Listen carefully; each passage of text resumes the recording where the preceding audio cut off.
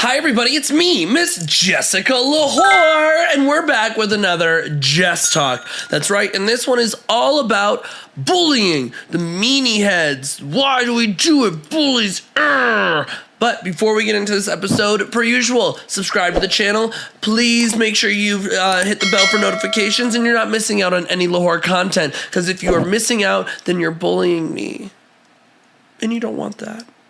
All right, let's get into it. Bullying. Attention lwhor, attention lwhor, attention lwhor, attention. Here I am walking down the street, seeing all the boys trying to take a peek. Shorts pulled up and chest out right. Come on, boys, just take a bite. Look but don't touch, spin it round and round. Crazy. All right, so bullying. Let's talk about it.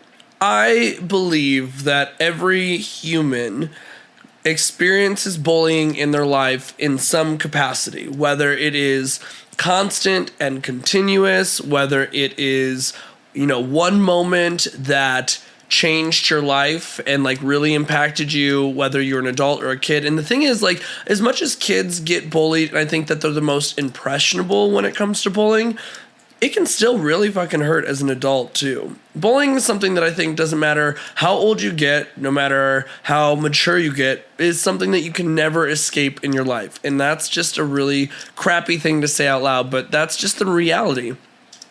So I've been bullied. I know many people that have been bullied. There was even a time in my life where I would consider myself the bully. And I can tell you from experience, or even looking back, I've grown a lot and learned a lot about myself, and I think that's why I no longer bully other people. When it comes to bullying, I think that truly it boils down to a lot, the phrase, hurt people hurt people. I think that's true. I think a lot of people that bully others, it comes from a place of resentment, jealousy, lack of understanding, insecurity of their own selves. I think honestly, when other people bully others, it comes from that place of really wishing that they could be them. I really do. Or it comes from a place that they're just so unhappy with themselves that if they bring somebody down that is an easier target, then they will feel better about hating themselves. It's a really weird thing, and I take that from the experience of when I bullied people. I went through a phase, I think it was more high school phase, of course, earlier high school, and maybe even earlier college, where I was really unhappy with myself. I was very unhappy with myself. And I didn't bully people in the way that, stereotypical bully, I'm going to fat shame you, or I'm going to, try to come up to you and tear you down. I was kind of more along the lines of aggressive, I want you to hurt and make you feel stupid kind of bullying. I hate saying that out loud, because that's definitely not the place that I come from today, but I did it with so much intention of making sure that person, and I think that came from my dad, honestly.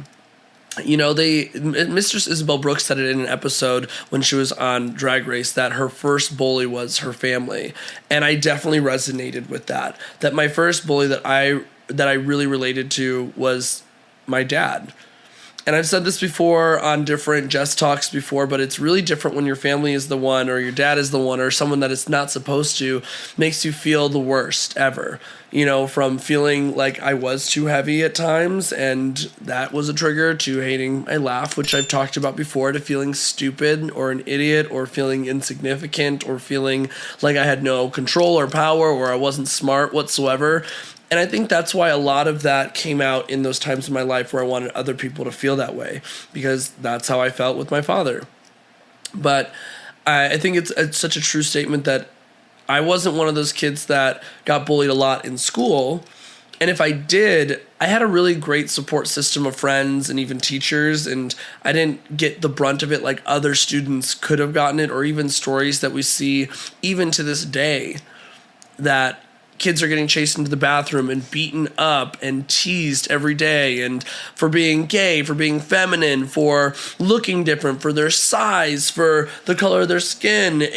There are some horror stories, and I've experienced bullying, but I would say not to that extent. When I was bullied really, really heavily at my freshman year of high school, I had a group of female friends that shut that down for me immediately. 4 or 5 girls. I can't remember any of their names except for one, Coda. And she and her friends and my friends went up to these guys that were bullying me, got them in a corner, pretty much in the lockers, like very what you'd see in a movie, and said, "You're not going to do this anymore. You're not going to bully Zach anymore. You're done."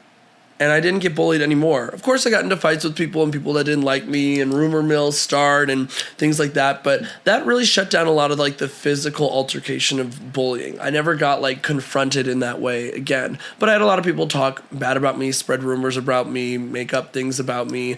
And that never stopped even to last week. Like that is just something that has continued on. People will always talk about you. I heard a rumor. But my mindset on bullying has changed so much. For myself, at least. And it takes, I think I've built up such a thick skin that bullying has to really hit certain pinpoint needle marks for me to actually feel affected by it.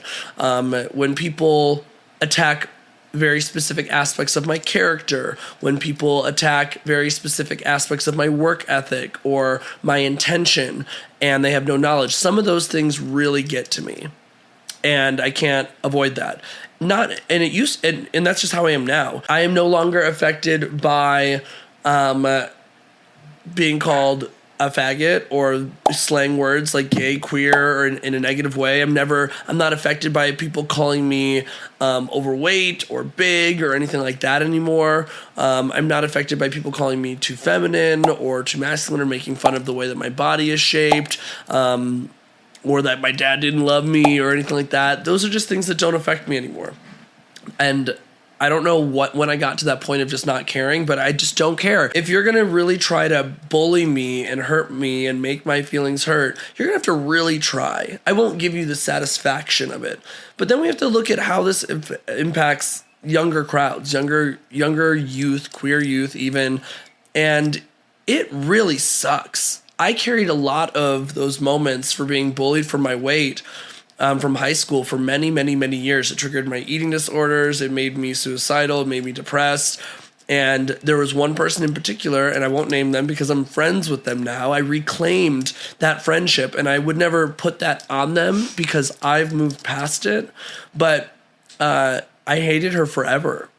I hated this girl from high school forever, and I blamed her for the reason why all of my eating disorders started, because she embarrassed me and made me feel awful in front of so many people, and I didn't have any friends. I did have friends, but I didn't have any friends in those realms and those clubs because of that. Like, I hated myself for many years. And I think part of therapy and part of healing is, moving on and getting past that and realizing that if your older self has changed, you have to almost forgive that younger version of that person. I would want people to forgive my younger self, knowing that my older self has grown and changed. And if you were to come to me, I would apologize and let you know that I did not want that as an impact and I'm sorry. And part of me doesn't even want to bring it up. It's like it's like putting salt in a wound that you've already calloused over and healed from, and it still exists. You'll never forget it. You've been affected by it. It sucks. It happened. But I would have to rip it open again, bring it up to her, even though she doesn't know about it. We've become friends, address it, and pour more salt in it to relive it. Then go through her apology stuff, which then opens a wound for her because she doesn't realize that this impacted her. And she's a changed person. She's a different person. And my opinion is that you have to get to a place of forgiving. Personally, I think that you have to get to a place of forgiving younger versions of people in different time periods of their life in order to heal yourself. And some of you may be sitting and watching this and being like, fuck that, like, I am not going to forgive this person ever. And sometimes that's okay. Sometimes forgiveness doesn't come in the sense of forgetting, which we say a lot, like, just because you forgive someone doesn't mean you forget it. But how much are you going to let that control and moderate your life the longer you won't move on from it? How do you grow from it? How do you callous over that wound so that you can continue to grow and be a stronger person with thicker skin? You know, I'm not saying thicker skin warrants and allows people to bully you or make it okay for people to bully you in any way, shape, or form. But a lot of the reason that people bully others is because they get the satisfaction and power from how it affects you. You get satisfaction knowing that it bothers me. And if I don't allow you to at least see that it bothers me, or I don't stand up for myself in that moment, or I don't shut it down, you can't have that over me. You can't have that power over me. But if I break down, if I show the emotional side of that, all it's going to do is trigger that bully to keep going at it and keep mocking you, calling you names, pointing out your insecurities. And there are some people that can, like bullies, there are some bullies that can't be affected back. I hate saying his name, but Trump is one of those people. Trump doesn't give a fuck what you say about him because at least you're talking about him. And sometimes that silence is so golden. I have such a strong belief of not reposting anything about him, even saying his name, and that includes this podcast, like anything that I do, because there's a weird satisfaction that I know that he gets that no matter what they're saying about him as a bully, he's going to continue to thrive off of it. And I'm not going to contribute to that. I don't repost anything. I don't share him. I don't say his name. I don't refer to him. People know who I'm talking about. It's not cute. It's not cute. It gives a weird power to that person. It's a narcissistic element too. Like, hey, you can call me a crook and a convicted felon and a rapist and homophobic and xenophobic and misogynistic and racist. But hey, I still have millions of people that support me and are following me, and you're talking about me. So as long as you're talking about me, hey, I love it. And it just makes me sick to my stomach. That is what a bully, a full-fledged bully that has never grown out of it looks like. It's a perfect example. I would say that there's a lot of people that learn a lot of life lessons from being bullied or from being a previous bully. You know, like how to interact with people, how to treat people appropriately, you know, learning from your mistakes, how to have actual conversations, and like how do you change your bullying to effective communication? How do you address what you're feeling with somebody? Therapy will help you. If you're a mean person, go to therapy. If you are a self-hating person, go to therapy. Go to therapy. I'm a strong believer that if that person's not in the room, you should speak up for them just as much as if they were in the room. If they're your friend or if someone is saying something untrue, you have options to say, hey, I need you to stop talking about that person because that's not how I feel and this is making me uncomfortable, and you stand up for yourself and that person at the same time. 2, you shut them down and you defend that person because they're not there to defend themselves in their name. Or 3, they're in the room and you have to logically look at what is being said and you have to defend them. You just have to do it. And that's whether you know them or not. If you see something wrong, you have to speak up. You don't wait for someone else to speak up. You have to do it. If you see it, you stop it. If you see it, you need to shut it down. You don't wait quietly and go off to the self and you don't want to be bothered. If something is wrong, injustice of some kind is happening, you have to be the one to actively make the change in that moment. There's no excuse for it. Don't be the person that walks away and is like, well, man, I should have said something. I should have stuck up for them. And all of a sudden you see them on the news and they're dead. Don't be that person that watches something go down and then when other people go to fix it, oh, well, now it's okay because other people are there. Take the initiative, step up for people that are not in the room, that are in the room, that are being attacked, that are being bullied, that are being treated wrong. That's anywhere from customer service people that don't deserve it, and it's not. You see how I said don't deserve it because sometimes they do. Sometimes they do. I would say like bullying is never okay. And you can't mix bullying with like being mistreated either.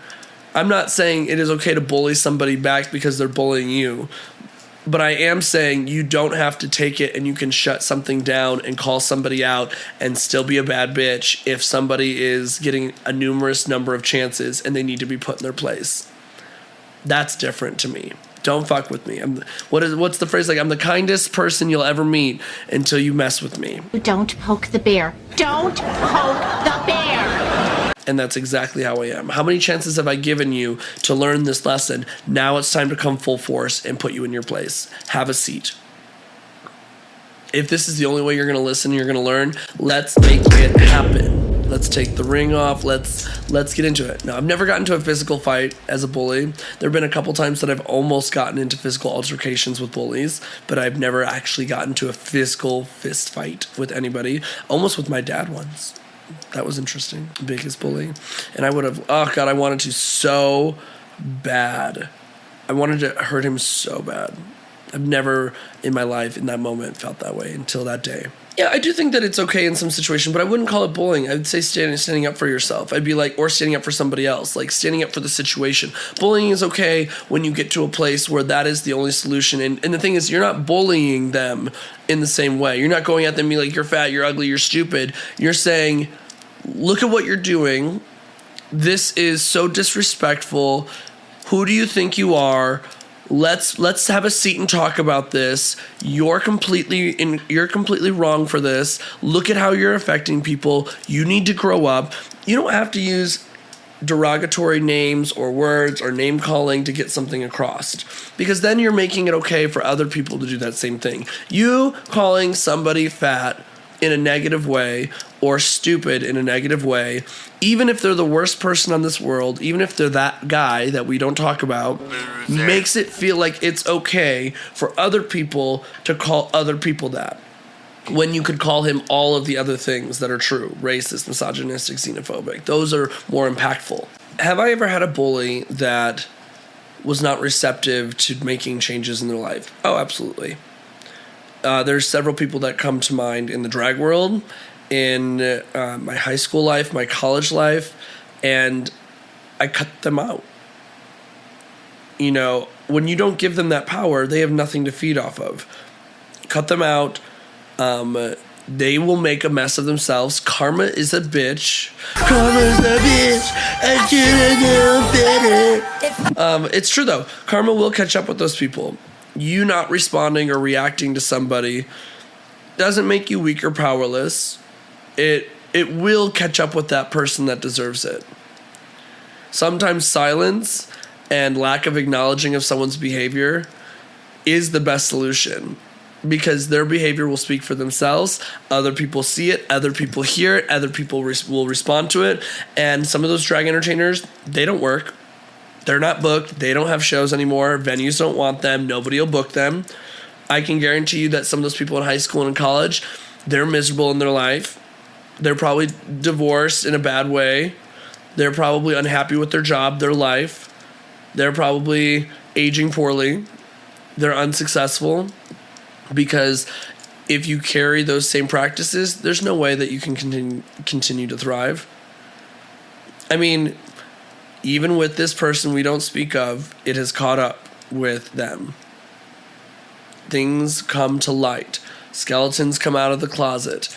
Actions will be reprimanded if needed to be. Sometimes it just takes fucking forever for it to happen.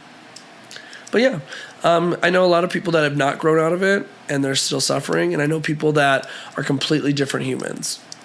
And that's why I'm saying, like, I can't judge somebody from my experience 5 years ago. I don't have to forget it, or even 2 years ago. I don't have to forget it, but I have to allow my mind a willingness to observe them and see if there's any change. Has this person grown in any capacity? Because I'm so different from when I was 21 to 25 to 27 to now 31. I'm a very different human, to 18, to when I was in high school. I'm a very different person. And if you come to me and say, well, in high school, you were awful, all I can do is say, you know what, you're right, I'm sorry.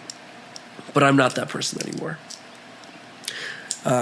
And I wish that was more like that in the drag community. There are people that still hold things, and to each their own, hold things against me from the drag community from 5 or 6, 7 years ago. To each their own. I can't change that.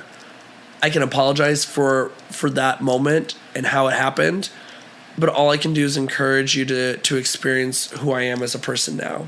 A rediscovered, confident, more socially, mentally aware, emotionally aware human that has different mindsets, goals, aspirations, and driving points. And my driving points aren't taking other people down or making them feel bad. They're uplifting people and making people feel powerful and strong and confident. And if you're struggling with those feelings because you're being bullied, knowing that the phrase, so cliche, it gets better, but you have to allow it to get better.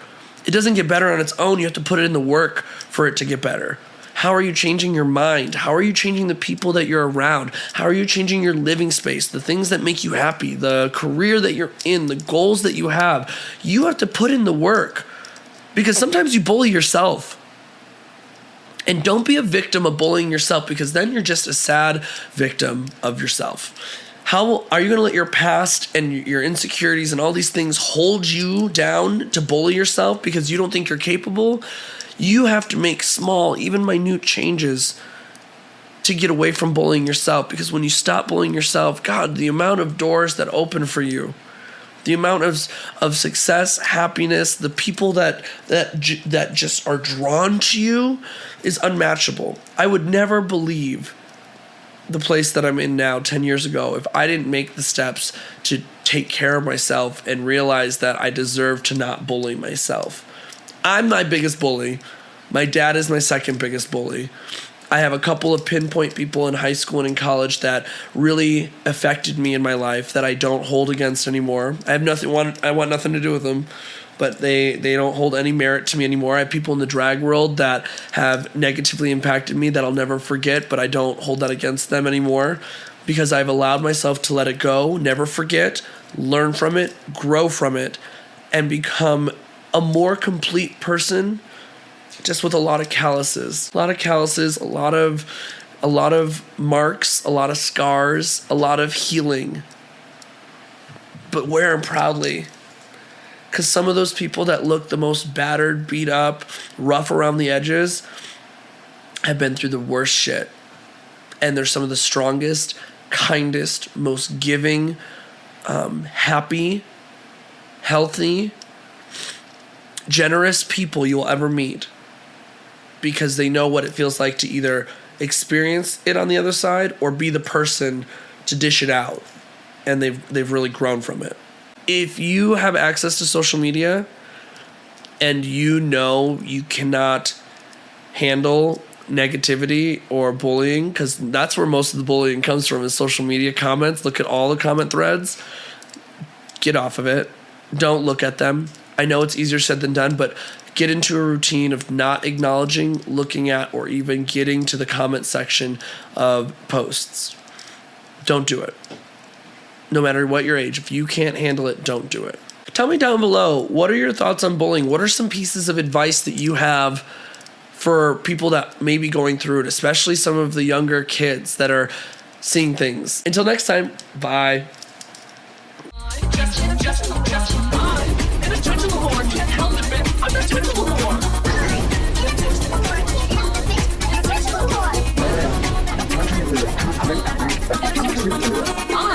I'm an attention whore. Can't help it, bitch. I'm an attention whore.